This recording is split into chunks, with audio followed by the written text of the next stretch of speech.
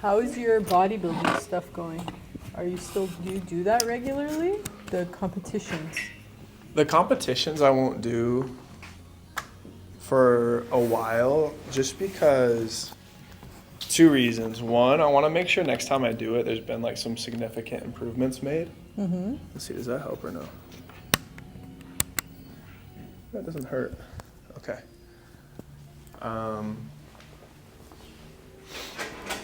I want to make sure like I build some muscle, you know? But I'm active, like what changes what you see on the stage is when you're not preparing for a show. So like the muscle you build in the off season, so to speak, you know?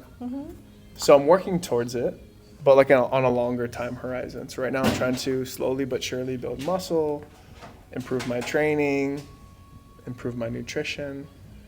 But you have to, like, and naturally you're going to put on a little bit of body fat, but I'm trying to specify just lean muscle mass increase. So. What difference does it make if you focus on it versus not? Focusing on it not from the sense of like mentally, but from a systematic standpoint. So some people, when they bulk, what they'll do is they'll just put themselves in a significant caloric surplus where they're gaining weight really quick, but you can only build muscle so fast. So let's say somebody does like a 500 calorie surplus every single day and they're gaining a pound a week. Probably 80 to 90% of that is fat mass. Oh my goodness. So at a certain point, it's not optimal because you get to the end of it and you're bigger, but now you have to cut off however much extra fat you just gained. So it's unhealthy. It's a pain in the, but you know, when you have to finally cut that off. What do you do instead? Small surplus. So you find, oh, there's music playing. You would do just a smaller surplus. So for instance, a smaller rate of change with the intention of mitigating the increase in body fat percentage. You just do a small increment. So for me, that's like probably a 50 to 100 calorie surplus a day, which means that only protein or anything. There's only a certain amount of protein that's beneficial. After a certain amount, once you've maximized for muscle protein synthesis and giving yourself enough protein to make sure your body can fight off infection, more is not better. Then you got fats and carbs.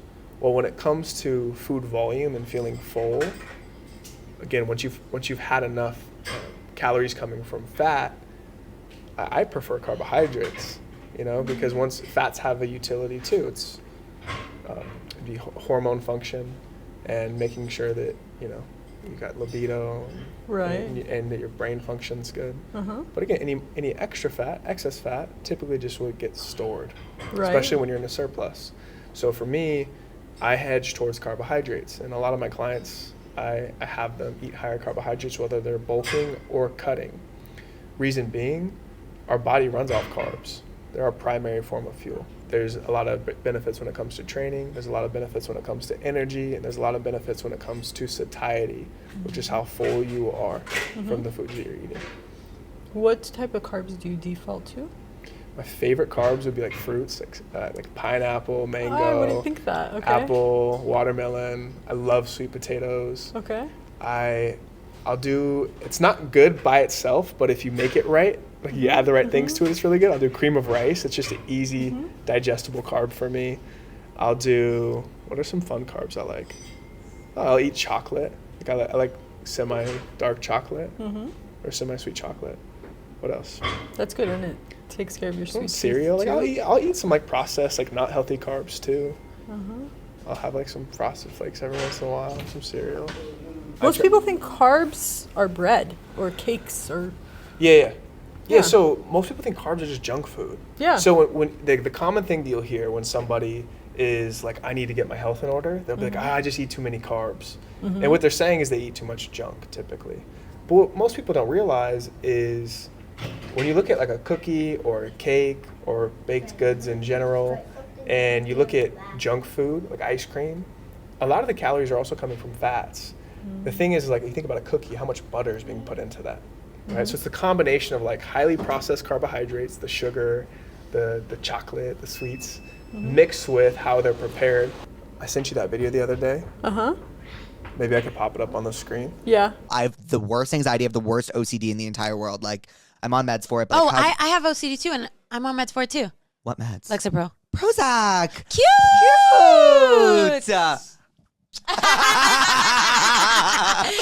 I have the worst. That was incredible to see, and I see stuff like that all the time, unfortunately. And people end up in my office like, I have OCD, I have anxiety, this is a lifelong problem, you know, like it's permanent. Most people will assume any kind of depressive or anxious symptoms are pervasive and lifelong, when they don't realize that with movement, with very simple changes, whether it's in diet or sleep, that they'll be able to make their entire world completely different. Through making those changes internally, you present completely differently on the outside. Yeah. And a lot of times that anxiety, the depression, whether it's OCD or things like that, anything that is actually changeable, which is most of the DSM, which is the book we use to diagnose, clients. Most of the stuff in there is changeable very easily through natural solutions. And when people start to make those changes, they'll realize what are the elements in their life that are not working for them, that are giving them those feelings, or what were the historical ways, whether in their, adulthood, childhood, sometimes it's generational ways of thinking that get passed down, that it's something that it's just a mindset and it's a perspective. Once changed, everything about your life changes. It's the same thing like your perspective on working out. It's like when you see somebody shift and say, I can get stronger. Maybe it's not just the carbs, it's not cookies, it's not, maybe I do need to exercise more. Maybe I need to cut the butter out or whatever it is. A little bit of shift can make such a huge difference. And then people get so much positive feedback that it keeps getting reinforced. Let me keep making a few more changes. Let me make a few more changes. Totally. And then that becomes a lifelong process. The hope is that in the beginning you kind of go leaps and bounds, and then you get to like a really good place, and then from there you just increments. Every little step is helpful, Yeah. People like to, I think especially, and you probably attest to this, younger people, they really like to identify with the ailment that they have. That's what I saw in that video was they're stoked on their diagnosis. And use your diagnosis and use it like a badge of honor in a weird way. It's this last few years after COVID, it's this been thing like that you that. cling to. Yeah. Oh, the reason I have areas of my life that aren't where they should be is because I'm anxious or because I'm depressed or because I have social anxiety. I've experienced, and I think we all have because we're human, we've all experienced all of those emotions to a degree. Absolutely. Unless you're psychopathic, probably.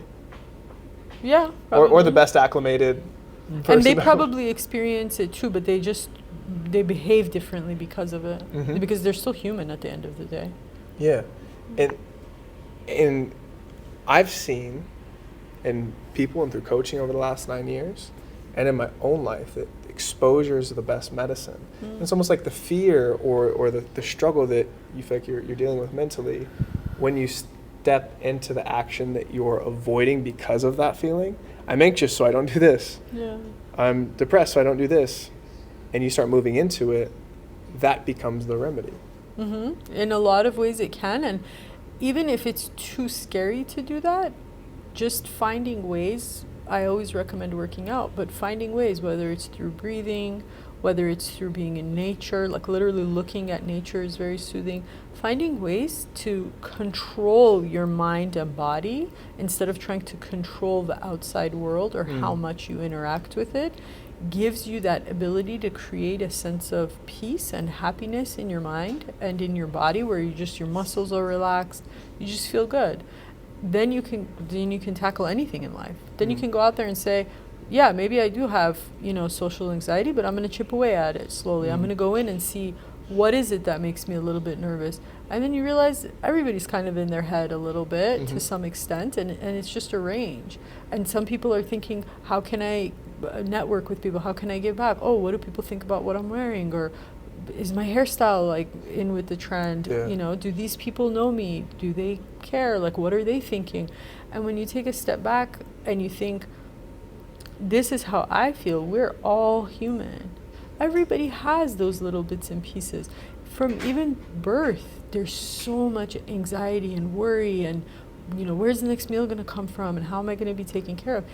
When you don't get it exactly incrementally at the right times when you're growing up, a lot of that kind of shapes and forms how you operate as an adult.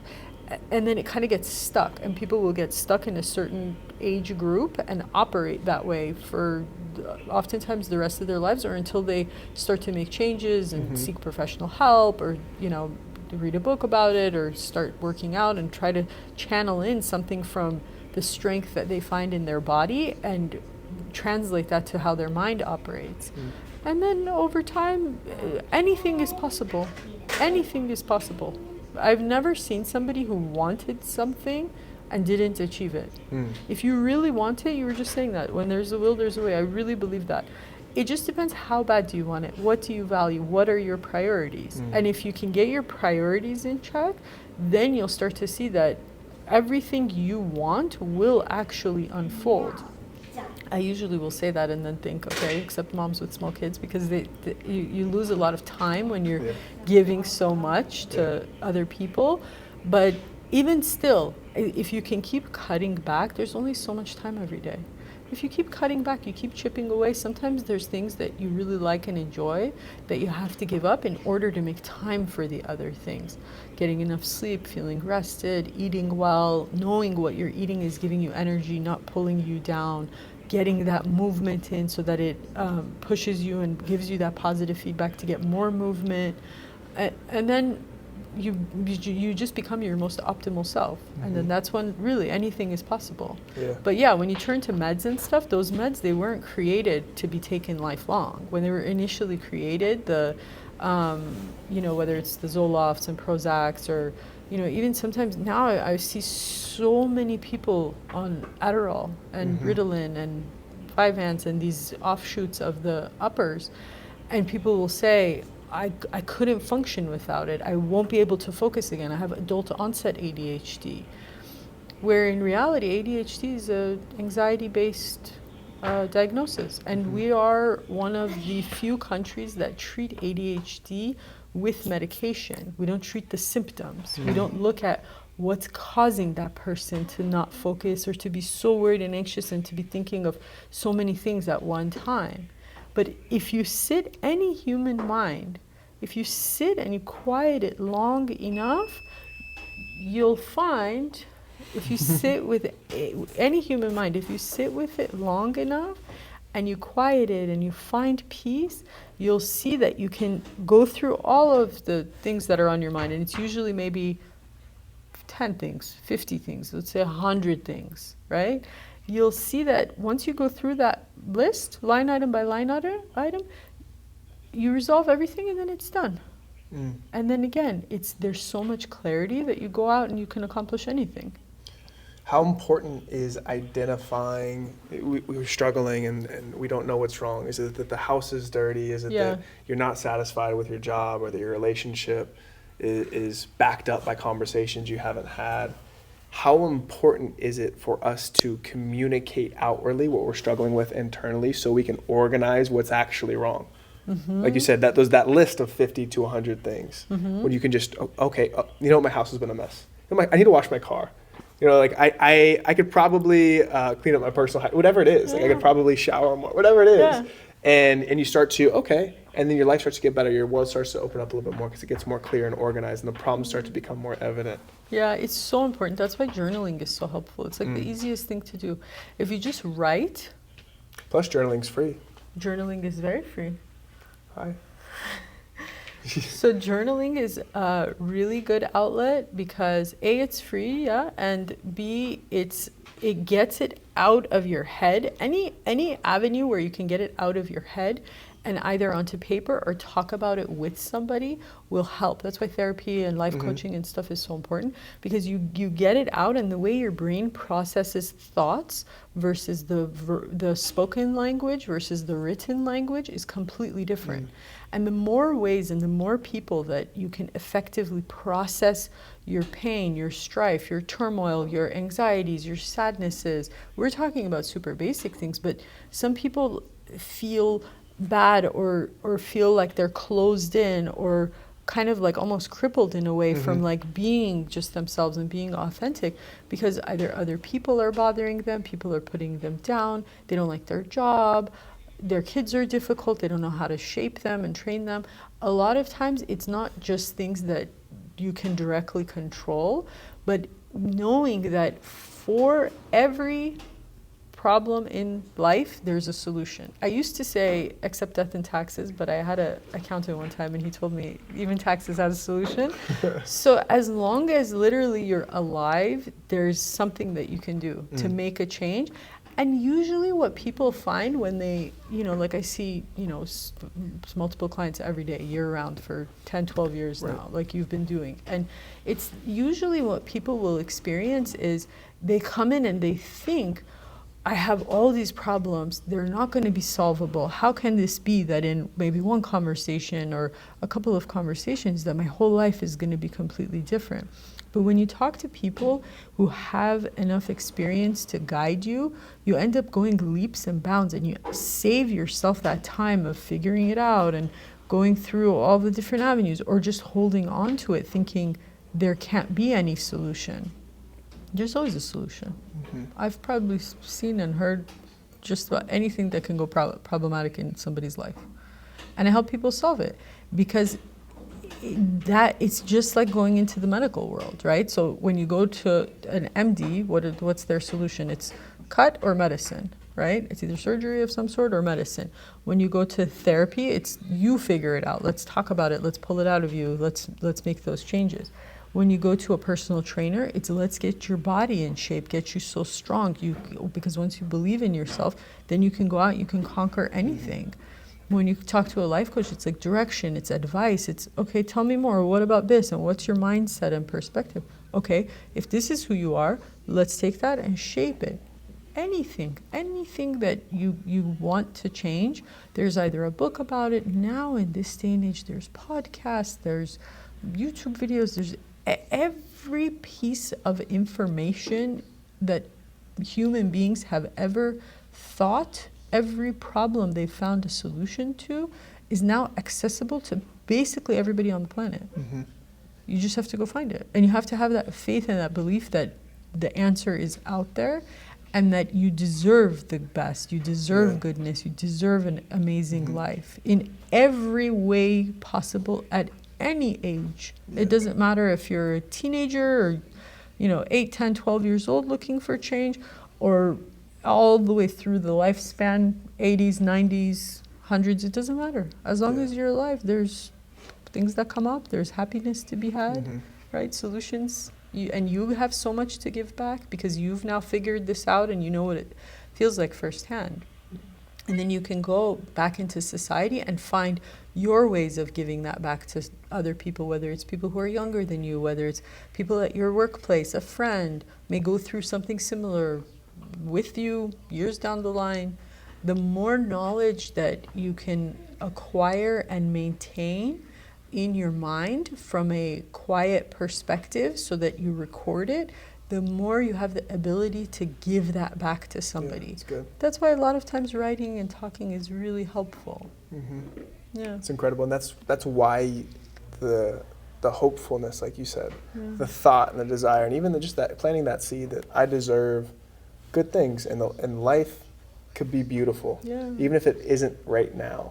It's going to call you forward into the growth and into that problem-solving process that refines the individual, that allows you to grow in fitness and business and your relationships, and that never stops. That's something in growing and maturing I've realized. There's no goal or achievement that will fulfill you. It's the process of going towards that thing and moving towards it, and you problem solving, you overcoming, you having to be afraid and then fight through that. That's what makes life beautiful. And anyone who's achieved anything knows that as soon as you achieve it, there's a little lull and depression right after of like, well, what do I do next? Anytime you've hit a big goal, doesn't mean there's not pride that comes with that. Doesn't mean it's not worth being goal oriented, because if you don't have a goal, you're not going to hit anything. Yeah, of course. Yeah, and that's nature. When you look around today, Why is our civilization what it is now? Is because that's human nature, is to go get something and then be like, oh, I could probably do better. Oh, what about the other thing? What about that novel shiny toy over there? And keep expanding and we keep changing the way we feel satisfied. And that's probably the biggest driver of evolution throughout, however long you believe human beings have been around. And our history just keeps going to show that if you continue to strive forward, better and better things will come. That's how we can kind of guess at, will the world eventually be a really lovely place to live? Probably, because people will keep tending towards that. Sometimes I think, will the bad guys win? There's always people around like trying to bother other people. Will they always be around? Possibly. If I could look into the future, though, eventually my guess is that they'll get shaped out of society, because nice people will get smarter and smarter, and they'll pull away from those people. And the most effective way to incite change in a person who is bothersome or who has created a negative mindset for a child, for a spouse, is to avoid them.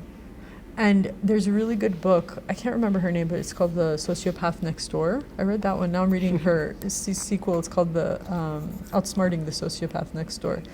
And sociopath is such an umbrella statement, but it's an interesting way to think about people, from the sense of how do you as one individual make the world a better place?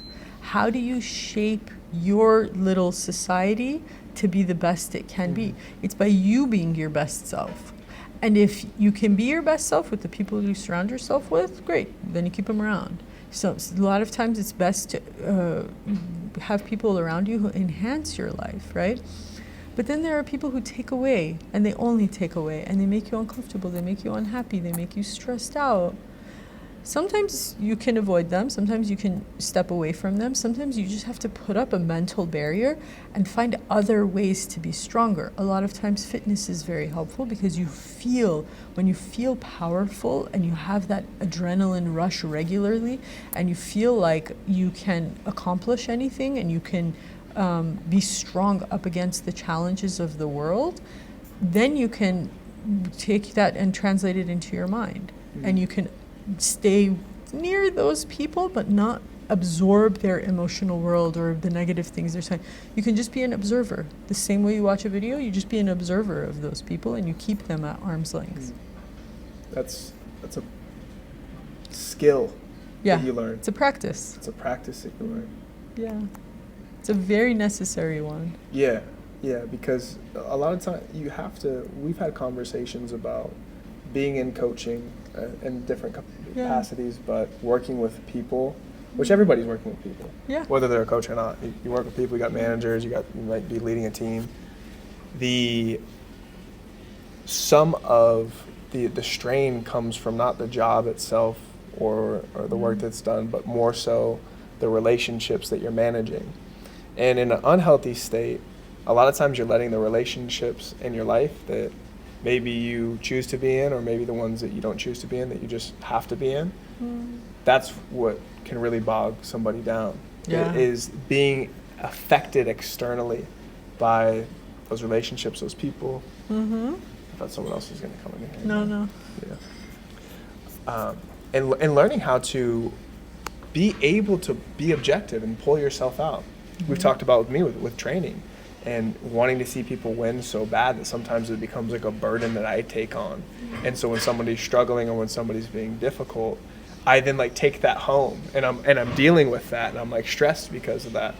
And remember we were talking about, you can't, with our work, with any work, if you're working for a big company, you have an investment in the outcome, and if that employee specifically isn't doing their job, then you've got to talk to them, you've got to keep giving them the training and the tools and all that. But if you give them everything and they still can't do it, what do? You have to replace that employee. You have to give that task to somebody else who's maybe better equipped to do it.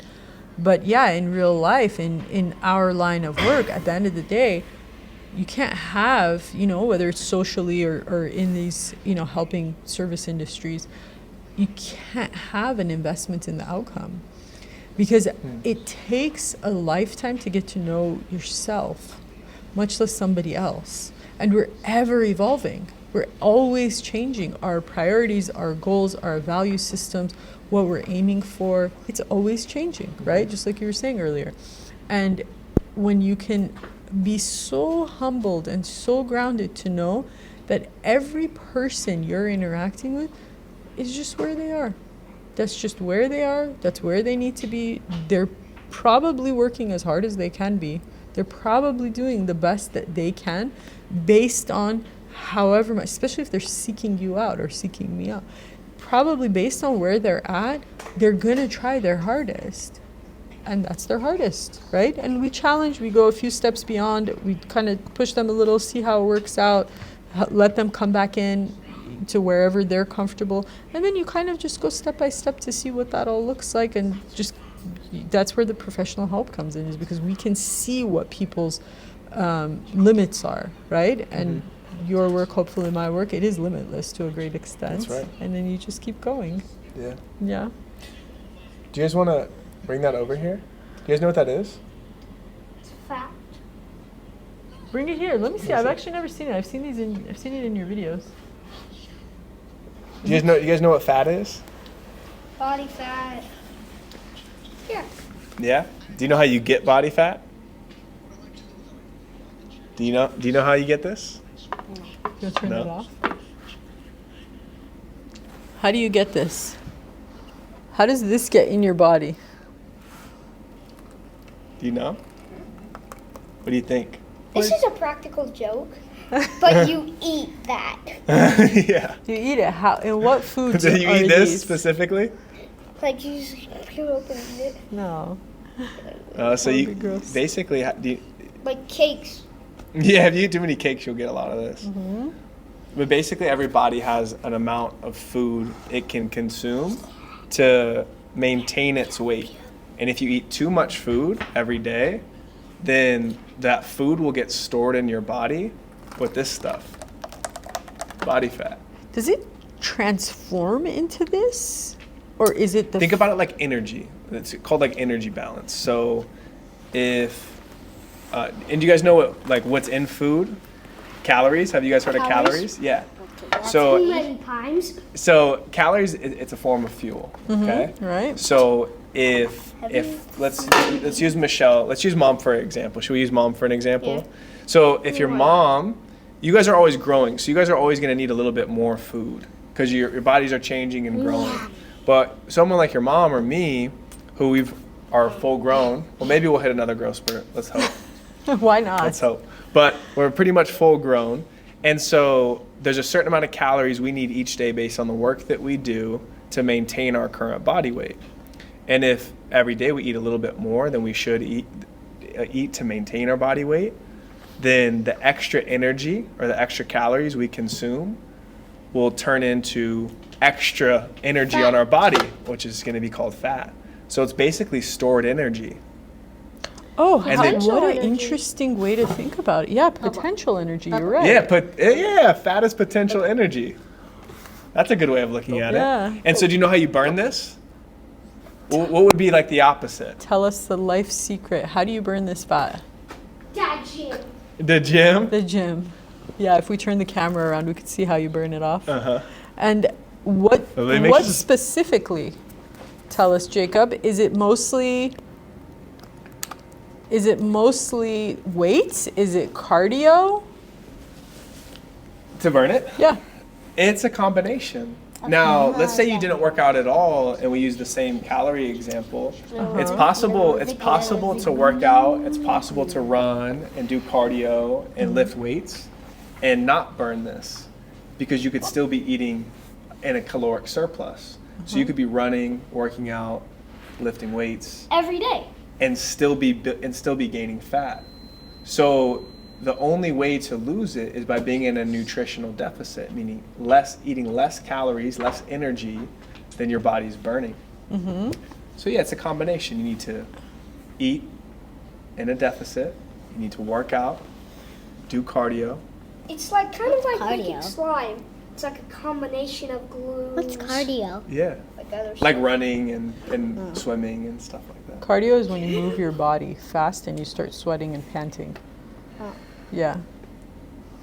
At least that's what your mom does when she does cardio. I mean, I try. Yeah. I try to not pant. Cardio, it's for your heart. Oh. So like, you know your heart muscle? Yeah. So cardiovascular, when you're training, you're working your heart muscle. That's really It interesting. pumps more blood. I did not know that. Cardio. 6 liters every minute, I think. Really? Yeah. Oh, you know very fun facts. He goes to a very good school. Yeah. I didn't know They both do. anything when I was your age. Yeah. It's a different world now. The things It is. people can learn. Oh, that is a great picture. So what are they doing? Oh, they're working their muscles? Mm-hmm.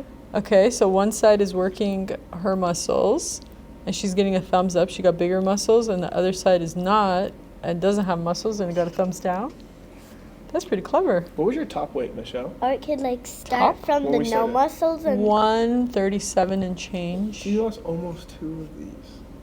Oh my God, don't tell me that. Almost 2. Oh my God, seriously? How much does this This is weigh? 5 pounds of fat. But of course, it's like this is a clump of it. So your body fat's going to be Right. evenly distributed through a little bit here, all over. A little bit here. You know when I Yeah, was... it's like a thin layer throughout your whole body. How old should you be to start working out? You can start working out young. Like you were they saying, you used to always say started young. that it's going to stunt your growth. If you lift very heavy weights very young, very aggressively, it might stunt your growth. But you should start working out young. You know, think about fitness. It doesn't Like have to how be old? right away. You should 5, be moving your 6? body, running, doing push-ups, doing squats. like 5 or 6.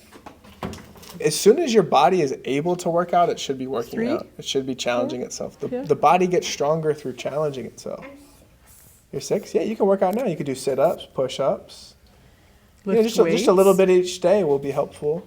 Yeah, they do in PE, and as children, I think they do things naturally.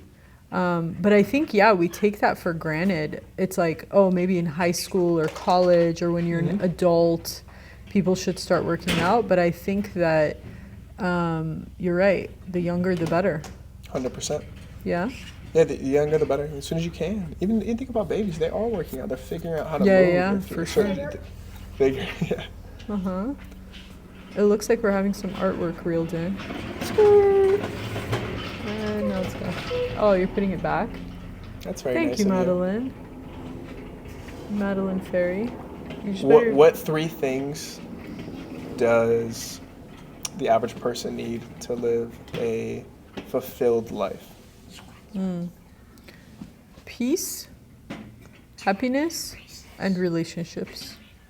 Everything else will fall into place. Because when you have peace of mind, when you have that state of existing without feeling constantly bombarded with emotions and feelings and pressures and must do this, and when you have enough peace of mind, all the answers of what you should do, what you can do, how to do things, who to talk to, who not to talk to, what kind of work to do, what not to, all the answers come to you, which leads into the happiness and the relationships, right?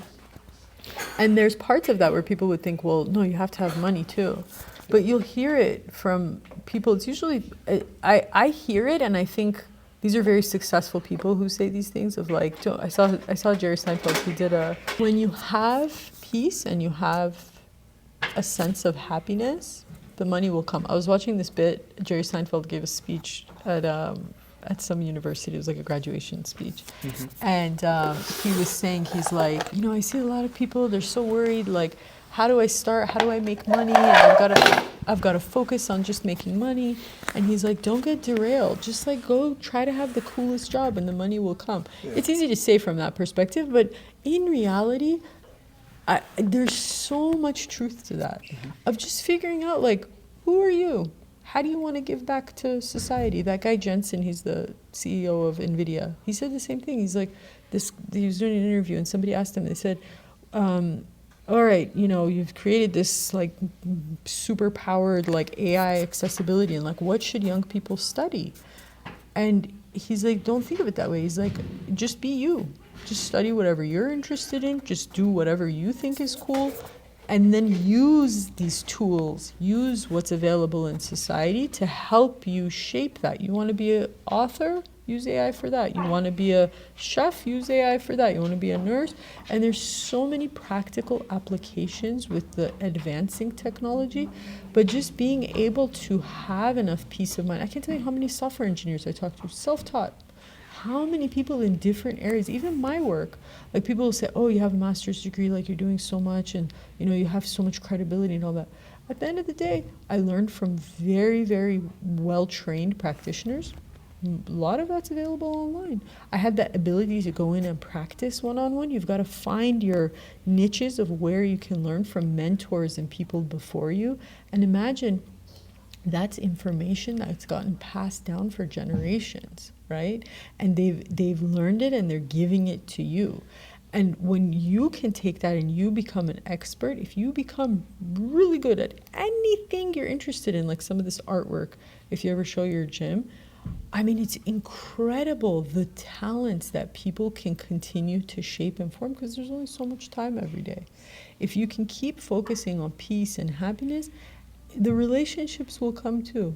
If you're looking for friends, you can find friends anywhere. A lot of adults will tell me that.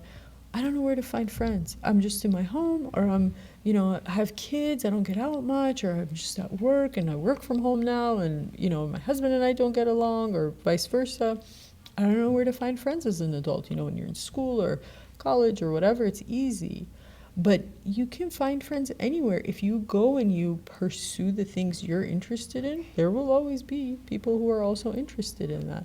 And you keep trying. As long as you always have that hope and you never give up, anything can happen. Seek and you will find. You ever just tell them, maybe you're boring?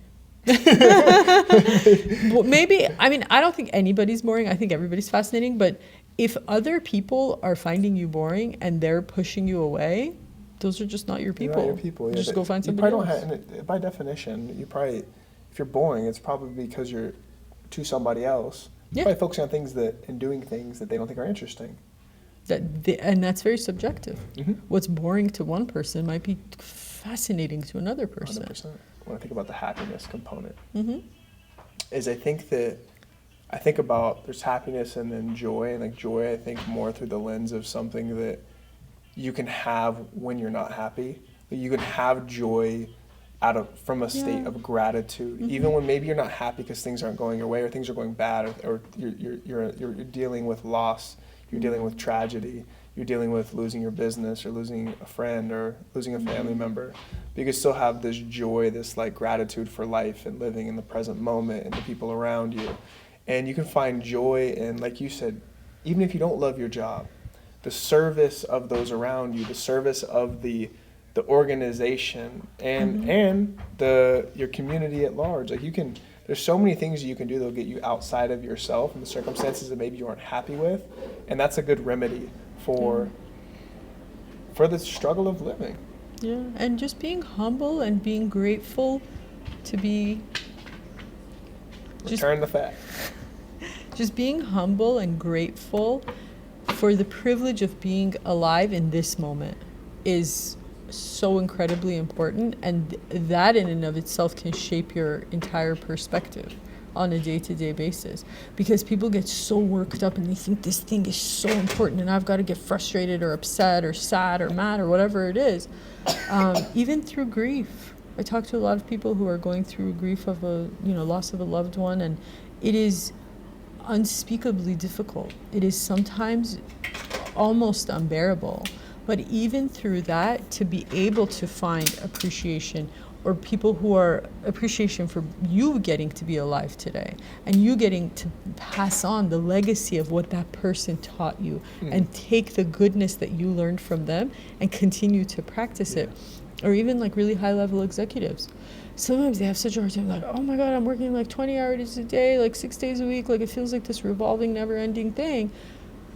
But when I talk to these people and you learn about the work that they're doing, the breadth of the reach of their impact and how much they're changing society just by the work they do. Just by it seems like, oh, it's paperwork and documents and I gotta have meetings and this and that.